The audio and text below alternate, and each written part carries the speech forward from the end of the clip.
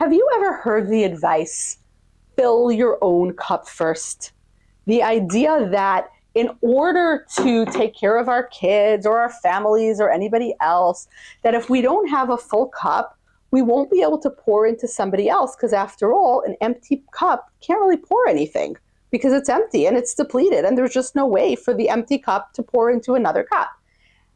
Does that advice ever strike you as somewhat mother blaming and mother shaming? Is there ever a moment with that advice where you think, wait a minute, something about that advice doesn't sound practical to me, or I feel shamed and blamed when I hear it, but I don't quite know why? Hi, I'm Dr. Robyn Koslowitz, YouTube's post-traumatic parenting expert.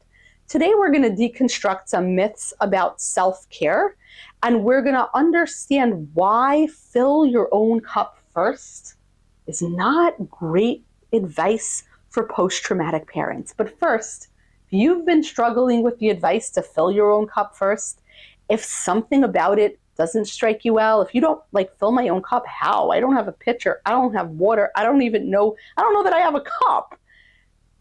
Hi, welcome. We've been there. We get it. We're post-traumatic parents too.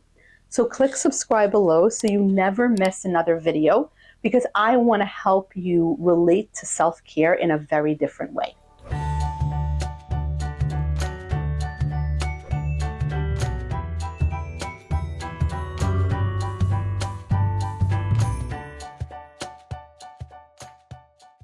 So here's the problem with the advice of fill your own cup first. When you are a post-traumatic parent, you've had a lot of life experience, and that life experience has poked some holes into your cup. So your trauma pokes a hole. The criticism you got as a kid because of your trauma, like the way the other kids excluded you and were mean to you because of your trauma, that poked a hole. Recent stressors in your life pokes a hole. The fact that while you were being a traumatized child, there were other developmental tasks of childhood that you weren't getting, pokes a hole. There are so many ways that life can poke a hole in our cup when we're post-traumatic parents. So here's the problem.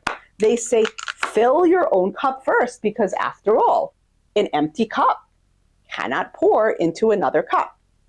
Sure, so I say, great, I'm gonna fill my own cup first.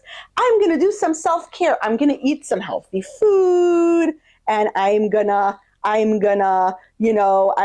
exercise, and I'm gonna, have a hobby, and I'm gonna go to my book club, and look, I'm filling my own cup first. My own cup it's getting full, and I'm like, okay, so now I will be able to pour into another cup, because after all, I filled my own cup. And then I try to pour into the cup that is my children, and I pour into the cup, and I pour into the cup, and I'm trying to fill up my child's cup, because after all, I filled my own cup up first. But what's happening to my cup? Do you see all the water dripping out? So I'm like, oh my gosh, I filled up my cup. My cup is nice and full. But wait a minute, my cup's not full. In fact, my cup is rapidly emptying, and it keeps emptying every moment. That's not working. Why is that happening? I filled up my cup, I promise you. I did those things. Like I bought the scented candle, and I had the massage, or I went out for lunch with my friends. I took that hot bath. I ate the quinoa. Promise, I ate the quinoa. I did some yoga at the gym, and I did that. I did all those things. Okay, I can pour into another cup. My cup's empty. My cup's empty because there's a lot of holes in my cup. And when my cup is empty, and then I judge myself, and I'm like, see, it works for everybody else, but no matter how much self-care I do, it doesn't work for me. I'm a terrible mom. Guess what happens? That judgment, that blame, that shame pokes some more holes into our cup, especially when we don't understand. And it's something that I've said on this YouTube channel before. We don't understand the difference between self-care, self-maintenance, and anesthesia. And we think we're engaging in self-care. And self-care is restoring our sense of self so that we understand who we are on a deep level. So maybe that's a hobby that we do. Maybe that's spending time with a friend who really reminds us who we are. Maybe it's a joy experience that we really, really like, but it's something that puts us in touch with ourselves. And for everybody, self-care is going to be different. For one person, getting together with that friend who just reminds you that you're you is self-care. And then there are people for whom going on vacation on their own is self-care. And there are people for whom, meditation is self-care, or going to paint is self-care, or baking is self-care. Everybody has the joy experience that helps them reconnect with themselves. For some people, simply sitting in solitude and contemplating the peace and quiet is self-care, right? That's self-care. When you're eating the quinoa and going to the gym and taking the yoga class and, going for a run, going to the dentist, taking care of, all the various tasks that help your body keep running, that's called self-maintenance. Self-maintenance doesn't quite fill your cup. It kind of drips a little bit of water into the very bottom of the cup, but it's not really enough to fill your cup. So then we have, of course, anesthesia. And anesthesia is great because it helps us get through difficult moments. But anesthesia is like, numbing out and watching Netflix, or, reading that book that's completely brain candy, or scrolling down cat memes, or playing a mindless game on your phone. And sometimes you need anesthesia. Like you had a really hard day and you need to numb out for a little bit. Great. I don't want to undergo surgery without anesthesia. So anesthesia can be great, but it's not self-care. So this idea of fill your own cup first when your cup has so many holes in it. Your childhood gave you so many holes in your cup, and there's just hole after hole after hole. And maybe then there's all the holes of like, well, I tried to fill my own cup. I filled my own cup and I'm still so upset and I'm still not the parent I wanted to be. What's wrong with me? Why are there other parents who are able to do that when I can't? And then it's like, all right, here's my cup. I'm going to fill it because I got to be able to fill the cup of my kids. And then look what's happening to the cup, right? Everything's just leaking out of the cup. And it's like, but I filled my cup. I promise I did it right. I filled my cup. I did. I filled my cup. Here, I'm going to fill my kids' cups. I'm going to fill my kids' cups. I'm going to do that. I'm going to fill my kids' cups from my full cup. Oh, wow. I ran out of that really, really, really quickly, but I filled my own cup first. If there are holes in the cup, it doesn't work. Now, here's the thing. This is how being a post-traumatic parent is a little different than being a parent who did have good attachment in childhood. Because when you're a parent who had good attachment in childhood, and when you're a parent who had appropriate supports, and then those appropriate supports remained, or you developed enough strength, you have a cup that's like this. Now, I can sit here all day long. I can criticize you, and I can, bad things can happen. You can lose your job. You can have a bad breakup. You can, have a mean girl be really horrible to you in high school. But the cup is so reinforced that the cup remains whole, right? And no matter what, that cup remains whole because this personality has a lot of fortitude. This personality has been built with a lot of strength. Now, that's not to say that if I didn't exert enough pressure on this cup, I wouldn't be able to crack it, because of course I could crack it, and that's that.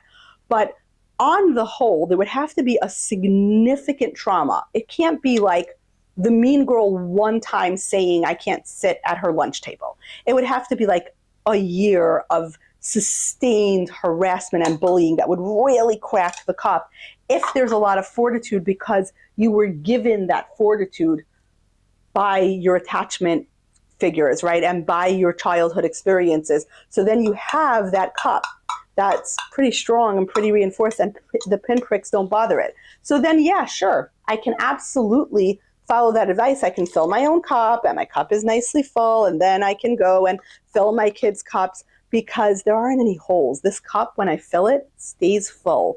Yeah, and sure, when I pour out of it and I pour it into my kids, I might have to replenish it a bit, but look at how this water level is staying pretty level in this cup, right? It's not spilling out.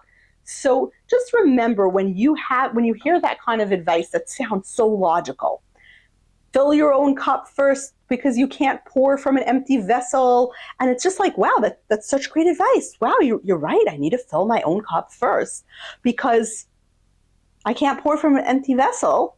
Great. And then you try that advice and then somehow your cup just doesn't get full.